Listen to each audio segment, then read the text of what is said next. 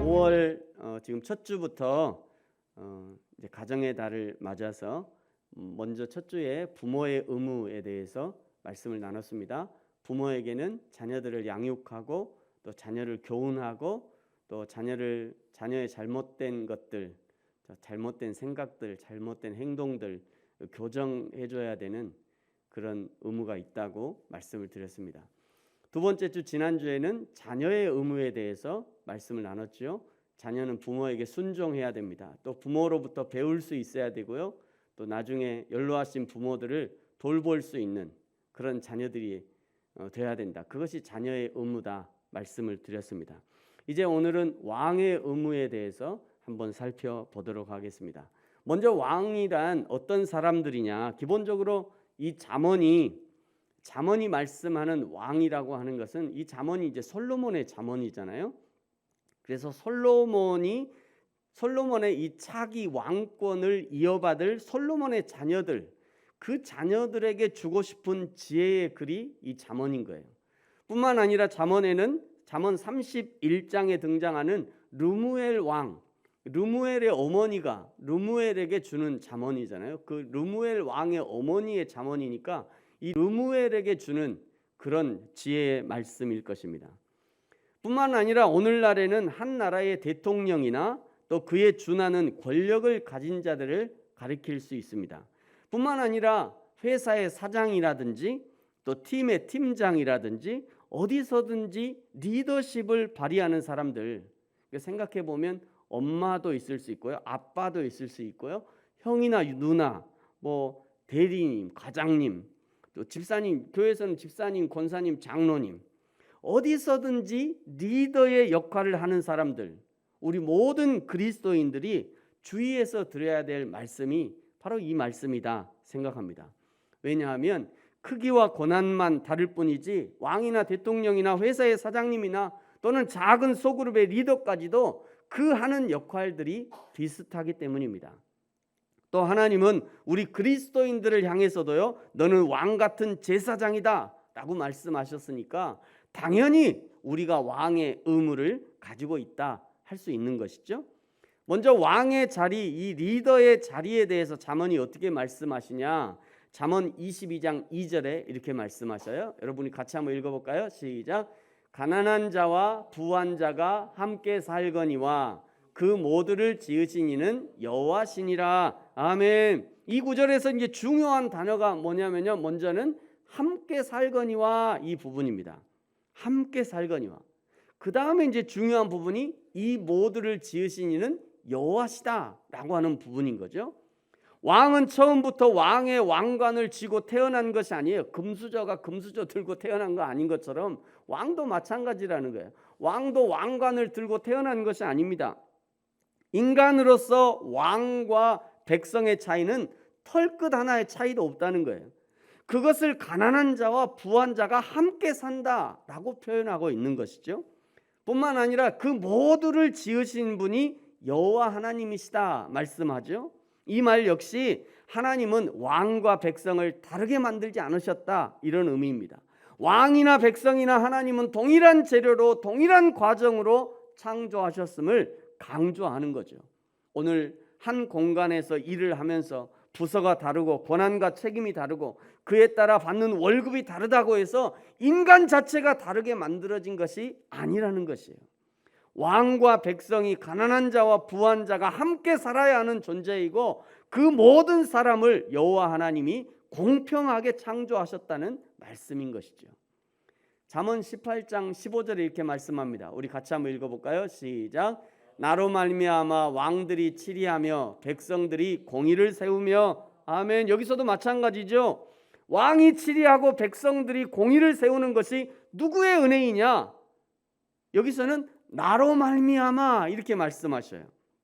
여호와 하나님으로 말미암아 왕이 치리하는 권세를 누리는 것이죠. 방백, 즉 백성의 지도자들의 공의를 세우는 것이에요. 나로 말미암아 말이죠. 만약 하나님이 없다면, 하나님이 창조하지 않으셨다면, 하나님이 생명을 주시지 않으셨다면, 하나님이 권위를 주시지 않았다면, 하나님이 왕과 백성 방백에게 지혜를 주시지 않았다면 아무도 왕의 역할, 방백의 역할을 할 수 없을 것입니다. 그러니까 나로 말미암아 이 말씀하시는 거예요. 잠언 30장 27절에는요 아주 적나라하게 말씀합니다. 이게 이제 지혜 있는 것 몇을 내가 안다 이러면서 이제 말씀하시는 부분인데요. 우리 30장 27절 같이 읽어볼까요? 시작. 임금이 없으되 다 때를 지어 나아가는 메뚜기와, 여기 메뚜기가 임금이 없어도 때를 지어서 질서정연하게 먹이를 먹고 이동하는 것처럼 사람들은 메뚜기보다 수천 수만 배 똑똑한데 굳이 임금이 없어도 된다는 말이에요. 그러니 임금들은 자신이 임금이라고 어깨에 힘줄 것도 없고 자신에게 특별한 리더십이 있어서 백성들이 자신을 따른다고 착각해서도 안 되는 것입니다. 지금도 가끔 회자되는 말이긴 합니다만 어느 교육 공무원이 이렇게 말해요. 이게 원래 영화의 한 대사거든요. 영화의 대사예요. 백성들은 개, 돼지 같아서 먹을 것만 잘 주면 아무 문제 없습니다. 아무 문제를 안 일으킵니다. 했다가 그냥 이런 발언을 했다가 여론의 문매를 맞았잖아요. 그런데 지금도 역시 비슷하게 생각하는 고위공직자들, 정치인들이 많이 있는 거죠. 이상하게 금배지만 달면 정신이 획가닥 해가지고요 아무렇지도 않게 이런 말을 내뱉고 이런 말 하는 사람들을 옹호합니다. 가장 잘하는 정치는 백성들을 건드리지 않는 거예요. 백성들이 우리나라에 지도자가 있었나? 우리나라에도 대통령이 있나? 나는 그것도 몰랐네? 그러고 잘 사는 거. 백성들이 그 위에 권력자들을 전혀 인식하지 않고 사는 거, 그게 가장 좋은 나라예요. 가장 좋은 법은 아무런 법이 없는 것이 가장 좋은 거예요. 여러분, 공자가 이런 이상적인 나라, 이상적인 상태를 사람의 나이가 70이 되면 종심소욕 불유구의 상태가 된다. 우리가 이제 이걸 어디서 배웠냐면 어성경에서 이거 배웠잖아요. 공자가 얘기하는 가장 이상적인 나라가 이런 나라라는 거예요. 마음의 욕심을 따라 행동을 해도 넘치거나 모자람이 없는 상태, 이런 개인과 이런 나라가 가장 이상적인 나라라는 거예요. 그저 마음의 여호와 하나님의 진리가 중심을 잡고 있으면 아무리 마음에 하고 싶은 대로 하고 살아도 넘치거나 모자람이 없는 상태가 된다는 거예요. 하나님의 그 진리가 중심에 있으니까 내가 하고 싶은 거 해도 법에 저촉이 안 되고, 내가 눈에 보이는 거 하고 싶어 하는 내 마음대로 살아도 하나님의 진리가 내 마음의 중심에 있으면 넘치거나 모자람이 없다는 거예요. 잠언 30장 27절 임금이 없으되 다 때를 지어가는 메뚜기와, 이 말이 여호와 하나님이 그 사람의 중심에 있으면, 여호와 하나님을 섬기는 사람들이라면 굳이 임금이 없어도 메뚜기가 때를 지어 다니는 것처럼 여호와 하나님이 그 마음에 있는 사람은 임금이 없어도 상관없다, 이런 의미입니다. 이런 인간들 사회에 하나님이 임금을 세워주셨으니 그 임금이 얼마나 겸손해야 되는지 말씀하는 거죠. 자기 잘나서 임금하는 게 아니라는 거예요. 자기 잘나서 사람들이 따라주는 게 아니라는 거예요. 그런 임금은 그거를 알면 겸손해야 된다는 거죠. 잠언 14장 28절에 이렇게 말씀해. 백성이 많은 것은 왕의 영광이요 백성이 적은 것은 주권자의 패망이니라. 그러니 백성들이 있는 것만 해도 감사하죠.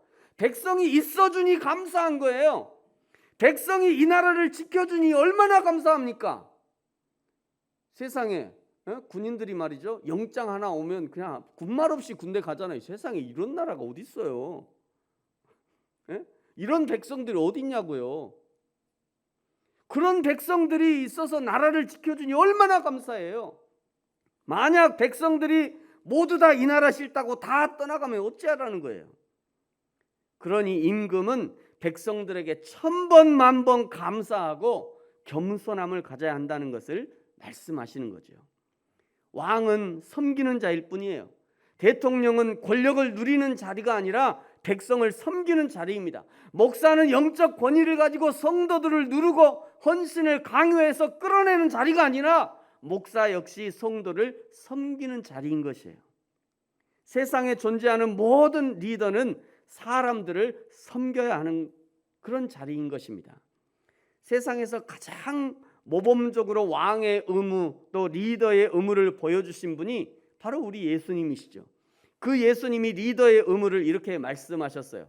마가복음 10장 45절 같이 읽어볼까요? 시작. 인자에 온 것은 섬김을 받으려 함이 아니라 도리어 섬기려 하고 자기 목숨을 많은 사람들의 대속물로 주려 함이니라. 아멘. 그러므로 저와 여러분 크든지 작든지 집에서든지 직장에서든지 누구 앞에 서 있는 자라면 누군가의 앞에 서 있는 자라면 예수님처럼 섬김의 삶을 잘 살아내는 그런 저와 여러분이 되어지기를 축복합니다. 왕의 첫 번째 의무가 섬김의 의무, 백성을 섬기는 자리였다면 두 번째 의무는요, 모범을 보이는 자리라고 할 수 있습니다. 왕이 백성들 앞에 모범을 보여야 될 것들이 너무 많아요. 저 같은 사람은 몇 개만 모범을 보이면 되는데 왕들은요, 모든 것이 모범을 보여야 될 일들이에요. 왕은 거의 모든 것, 숨 쉬는 것까지도 백성들의 관심을 갖고 있기 때문에 보이는 모든 것들에 모범을 보이고 행실을 주의해야 되는 자리인 거죠. 그 중에 한두 가지를 살펴보면요, 먼저는 왕은 술과 음식에 대해서 모범을 보여야 됩니다. 잠언 31장 4절 같이 읽어볼까요? 시작. 르무에라, 포도주를 마시는 것이 왕들에게 마땅하지 아니하고 왕들에게 마땅하지 아니하며 독주를 찾는 것이 주권자들에게 마땅하지 않도다. 왕들은 포도주나 독주를 즐기는 것이 마땅하지 않다 얘기하는 거죠. 31장 5절에도 또 말씀해요. 시작. 술을 마시다가 법을 잊어버리고 모든 곤고한 자들의 송사를 굽게 할까 두려우니라. 23장 3절에도 말씀합니다. 같이 읽어볼까요? 시작. 그의 맛있는 음식을 탐하지 말라. 그것은 속이는 음식이니라. 아멘. 일반 백성들에게도 술을 금지하는데 왕이야 더욱 강력하게 술을 금지하는 것이 마땅한 일인 것이죠. 당시의 왕은요, 지금 대한민국처럼 이렇게 삼권이 분리되어서 왕은 행정만 하는 것이 아니라 왕이 곧 최고의 법관이자 최고의 행정관이었어요. 왕이 판단을 잘못하면 나라와 백성이 위험에 빠질 수 있는 것입니다. 그래서 왕의 말 한마디, 왕의 행동 한 가지가 너무도 영향력이 컸던 거죠. 그래서 주의하라고 말하는 겁니다. 최근에 우리나라도요, 검사, 변호사들이 범죄자들과 같이 그냥 술집에 가서 술을 먹고 대접을 받고 그러면 또 없는 죄가 있는 죄도 사라지고 없는 죄도 또 생기고 이 사람은 이렇게 해서 용서해주고 저 사람은 또 저렇게 엮어가고 또 감옥에 보내버리고 이런 일들이 있었어요. 그런데 검사들, 변호사들은요, 죄가 다 드러났는데도 불구하고 죄가 없다 하고 변호사들, 검사들은 죄가 없다 해버리고 없는 사람들 막 엮어서 줄줄이 집어넣고 이름하여 룸사롱에서 나오는 세트 메뉴에 이런 메뉴가 있다고 이제 사람들이 이렇게 만들었어요. 뭐냐면 이런 세트가 있대요. 불기소 세트. 검사님들을 위한 불기소 세트 99만 9천 원짜리. 100만 원 넘어가면 이제 큰일 나니까 99만 9천 원짜리 불기소 세트가 있다는 거예요. 이건 포스터예요. 누가 이제 재미있으라고 이게 포스터를 만드는 거예요. 비꼬는 거죠. 검사들이 이렇게 했다고. 검사, 변호사들이 대놓고 이렇게 불법을 저지르는데 누가 과연 그 검사를 믿고 누가 그 변호사를 믿겠어요? 그래서 성경이 리더들에게 더욱 강력하게 술을 금지하는 것입니다. 술에 대해서 성경 기준을 말할 때마다 가끔 이렇게 술을 즐기는 사람들, 특별히 교회 다니면서 술을 즐기는 사람들이 합리화하면서 꼭 들이미는 성경이 이 디모데전서 5장 23절이에요. 여기서 뭐라고 그러냐면 바울이 이렇게 얘기하는 거예요. 이제부터는 물만 마시지 말고 내 비위와 자주 나는 병을 인하여 포도주도 조금씩 쓰라. 아, 이거 보세요, 목사님. 사도 바울도 포도주를 쓰라고 했잖아요. 이렇게 이제 따지는 거죠. 이런 거에 대해서는요, 긴 말 하고 싶지 않아요. 이거를 긴 말 얘기하고 할 것도 없고 저는 이렇게 대답해 주고 싶어요. 만약 당신이 디모데처럼 하나님 앞에 쓰임 받고 있다면, 만약 당신이 바울처럼 하나님의 교회를 위해서 헌신하고 있다면, 그렇다면 당신도 포도주를 조금씩 써도 됩니다. 이상. 만약 당신이 디모데처럼 하나님 앞에 쓰임 받고 있다면, 만약 당신이 사도 바울처럼 하나님의 교회를 위해서 위대하고 쓰임 받게 한다면 조금씩 쓰지 말고 더 많이 써도 돼요. 근데 만약에 바울과 디모데 앞에 내가 부족하다라고 느끼면 끊어야 돼, 당장. 입도 대지 말아야 됩니다. 성경은 굉장히 강력하게 술에 대해서 말씀해요. 왕이 모범을 보여야 될 것 두 번째는요, 말에 대한 모범을 강조합니다. 잠언 17장 7절 같이 읽을까요? 시작. 하물며 거짓말을 하는 것이 존귀한 자에게 합당하겠느냐. 전도서 4장 13절 이렇게 말씀해요. 시작. 가난하여도 지혜로운 젊은이가 늙고 둔하여 경고를 더 받을 줄 모르는 왕보다 나으니. 잠언에는 거의 모든 장에 말에 대한 공고가 등장합니다. 거의 모든 장에 말을 어떻게 할 건지에 대한 경고가 등장해요. 그 중에 잠언에 등장하는 말에 대한 10계명 10가지로 이렇게 쉽게 말에 대한 10계명을 정리해 봤어요. 첫 번째는 거짓말을 하지 말아라. 잠언 17장 4절. 악을 행하는 자는 사악한 입술이 하는 말을 잘 듣고 거짓말을 하는 자는 악한 혀가 하는 말에 귀를 기울이느니라. 두 번째는요, 남에 대한 한담을 하지 말아라. 잠언 11장 13절. 두루 다니며 한담하는 자는 남의 비밀을 누설하나 마음이 신실한 자는 그런 것을 숨기느니라. 세 번째, 남을 참소하지 말고 다투지 말아라. 잠언 15장 18절. 분을 쉽게 내는 자는 다툼을 일으켜도 노하기를 더디하는 자는 시비를 그치게 하느니라. 네 번째, 자랑하지 말아라. 자랑하지 말래요. 잠언 27장 2절. 타인이 너를 칭찬하게 하고 내 입으로는 하지 말며 외인이 너를 칭찬하게 하고 내 입술로는 하지 말지니라. 다섯째, 말을 아끼랍니다. 잠언 10장 19절. 말이 많으면 허물을 면하기 어려우나 그 입술을 제어하는 자는 지혜가 있느니라. 여섯 번째, 말하기 전에 먼저 들으래요. 말하기 전에 충분히 그 사람의 어떤 상대방의 말을 잘 들으래요. 잠언 29장 20절. 내가 말이 조급한 사람을 보느냐 그보다 미련한 자에게 오히려 희망이 있느니라. 18장 13절에는요, 사연을 듣기 전에 대답하는 자는 미련하여 욕을 당하느니라. 일곱 번째, 경우에 합당한 말을 하랍니다. 25장 11절에 경우에 합당한 말은 아로새긴 은쟁반의 금사관이라. 15장 23절, 사람은 그 입의 대답으로 말미암아 기쁨을 얻나니 때에 맞는 말이 얼마나 아름답냐. 여덟 번째, 선한 말을 하래요. 잠언 16장 24절. 선한 말은 꿀송이 같아서 마음에 달고 뼈에 양약이 되느니라. 15장 26절. 악한 꾀는 여호와께서 미워하시나 선한 말은 정결하니라. 아홉 번째, 책망하는 말을 받아들이래요. 25장 12절. 슬기로운 자의 책망은 청종하는 귀에 금고리와 정금 장식이니라. 그러니까 책망하는 말을 잘 들을 수 있어야 됩니다. 마지막 열 번째, 하나님의 이름을 높이래요. 여러분의 말을 가지고, 너의 말을 가지고 여호와의 이름을 높이라 말씀합니다. 잠언 30장에서 아굴은 자신이 창조주 하나님을 알지 못한다면 그것은 짐승과 다를 바가 없다, 이렇게 고백합니다. 그는 창조주 하나님의 이름을 아는 것이야말로 가장 고상한 지식을 가진 가장 위대한 자라고 말하고 있어요. 이것은 바울도 마찬가지였죠. 잠언 30장 2절부터 보면요, 이렇게 말씀해요. 2절에 보니까 나는 다른 사람에게 비하면 짐승이다. 왜? 다른 사람, 하나님을 아는 다른 사람에 비하면 나는 짐승과도 같아, 이런 얘기하는 거예요. 내게는 사람의 총명이 있지 아니하니라. 나는 지혜를 배우지 못하였고 또 거룩하신 자를 아는 지식이 없거니와. 이 거룩하신 자 하나님을 아는 지식이 없으니까 나는 짐승과 같다 얘기하는 거예요. 4절에 보세요. 하늘에 올라갔다가 내려온 자가 누구인지, 바람을 그 장중에 모은 자가 누구인지, 물을 옷에 싼 자가 누구인지, 땅의 모든 끝을 정한 자가 누구인지, 그 이름이 무엇인지, 그의 아들의 이름이 무엇인지 너는 아느냐? 5절.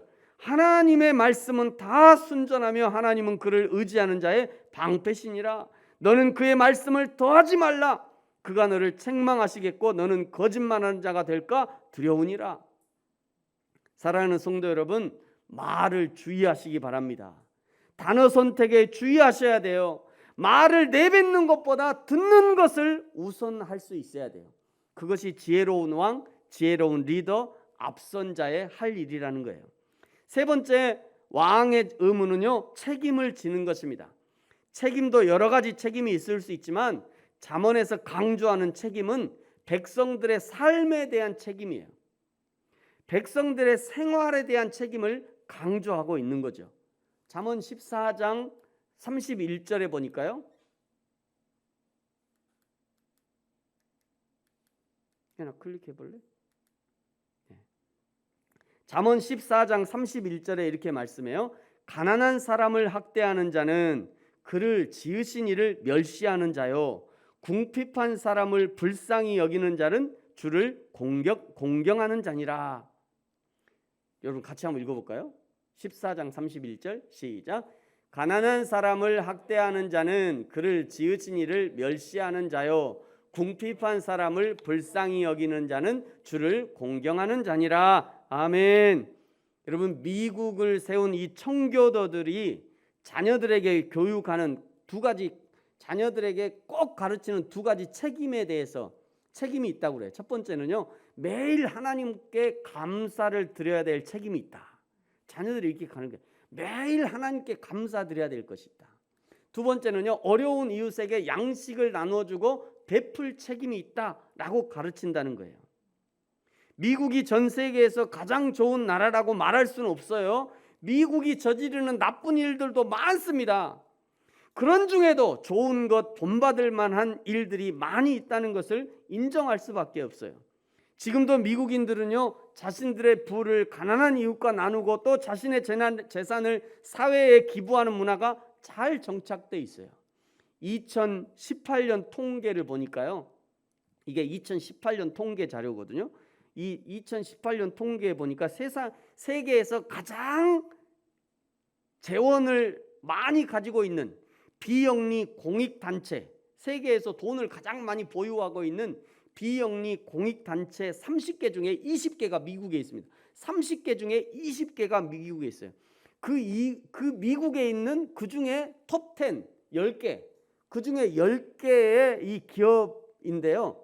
그 중에 제일 첫 번째가 유나이티드 웨이라고 하는 이 자선단체인데요. 이 자선단체는 100% 직장인들이 기부하는 돈, 100% 직장인들의 그 기부하는 돈으로 운영되는데요. 1년에 받는 돈이 저만큼이에요. 3조. 도대체 억도 안 만져봐서 내가 조가 얼마인지 모르겠는데 3조 9,204억, 거의 4조 원을 기부를 하는 거예요. 직장인들이 4조 원을 이 직장인들이 기부하는 거예요. 근데 거기만 있는 게 아니에요. 2위, 3위, 4위 다 있잖아요. 이 많은 기부금을 대부분은 필요한 곳에 거의 흘러가게 한다. 매년 저만큼 기부를 받고 저만큼 흘러가게 한다는 거예요.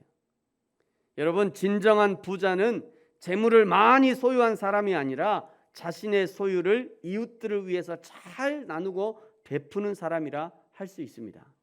잠언 19장 17절에 이렇게 말씀해요. 같이 읽을까요? 시작.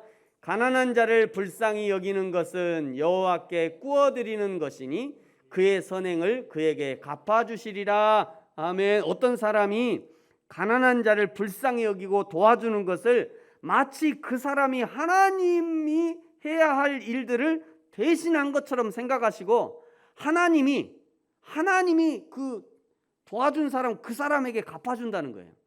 이거 내가 해야 되는데 하나님 말이죠. 야, 내가 했는데 네가 그걸 대신했냐? 내가 너한테 갚아줄게. 이렇게 하고 하나님이 갚아주신다는 거예요. 여러분, 이 얼마나 놀라운 하나님의 사랑의 은혜입니까?